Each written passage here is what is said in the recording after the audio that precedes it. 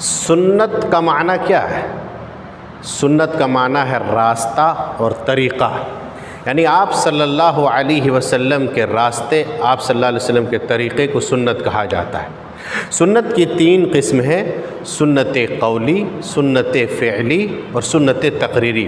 آپ صلی اللہ علیہ وسلم نے جو کہا ہو اسے سنت قولی کہا جاتا ہے، آپ صلی اللہ علیہ وسلم نے جو کیا ہو، کر کے دکھایا ہو، اسے سنت فعلی کہا جاتا ہے۔ اور سنت تقریری ہم آپ کو ایک مثال سے سمجھاتے ہیں۔ آپ صلی اللہ علیہ وسلم کے سامنے کسی نے کچھ ایسا عمل کیا ہو اور آپ دیکھ کر کے خاموش، آپ نے منع نہ کیا ہو، نہ ڈانٹا ہو آپ نے، نہ روکا ہو آپ نے، اسے تقریری، سنت تقریری کہا جاتا ہے۔ اس کی مثال ایک حدیث ہے، اللہ کے نبی صلی اللہ علیہ وسلم نے فجر کی نماز پڑھائی، نماز پڑھانے کے بعد ایک شخص اٹھے اور اٹھ کر کے نماز پڑھنے لگے۔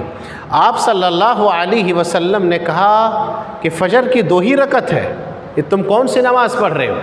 تو اس شخص نے جواب دیا، اللہ کے نبی صلی اللہ علیہ وسلم، فجر کی جو 2 رکعت سنت تھے وہ ہماری چھوٹ گئی تھی، وہ میں اب پڑھ رہا ہوں۔ اللہ کے نبی صلی اللہ علیہ وسلم نے منع نہیں کیا، آپ نے نہیں ڈانٹا، خاموش رہے، اسے سنت تقریری کہا جاتا ہے۔ یہاں پر ایک بات آپ کو بتا دیں، ٹھیک ہے فجر کی 2 رکعت سنت کی بڑی اہمیت ہے، اللہ کے نبی صلی اللہ علیہ وسلم نے فرمایا رکعت الفجر خیر من الدنیا وما فیہا، دنیا اور ما فیہا سے بہتر ہے فجر کی 2 رکعت سنت۔ لیکن آپ کو بتائیں، جب فرض نماز کھڑی ہو جائے تو فجر کی 2 رکعت سنت نہیں پڑھنی، یا کوئی بھی نماز نہیں پڑھنی ہے، ڈائریکٹ آ کر کے فرض نماز میں مل جانا ہے۔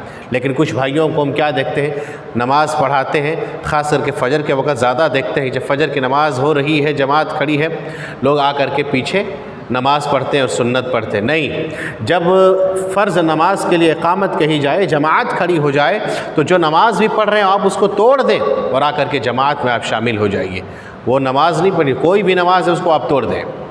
تو اللہ کے نبی صلی اللہ علیہ وسلم نے اس کو منع نہیں کیا، اسے کہا جاتا ہے سنت تقریری، نبی صلی اللہ علیہ وسلم نے دیکھ کر کے منع نہ کیا۔ آپ کو بتائیں سنت کی عظمت کو بتاتے ہیں کون؟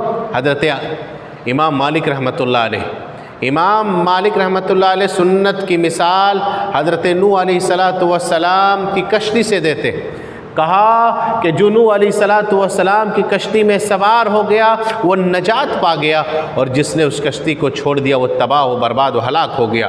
سنت کی مثال سیم وہ ایسے ہی دیتے، جو نبی صلی اللہ علیہ وسلم کی سنت پر عمل کرے گا، آپ کو سنت پر چلے گا، وہ کامیاب ہو جاوے گا، اور جو اللہ کے نبی صلی اللہ علیہ وسلم کی سنت کو چھوڑ دے وہ ہلاک اور برباد ہو گیا۔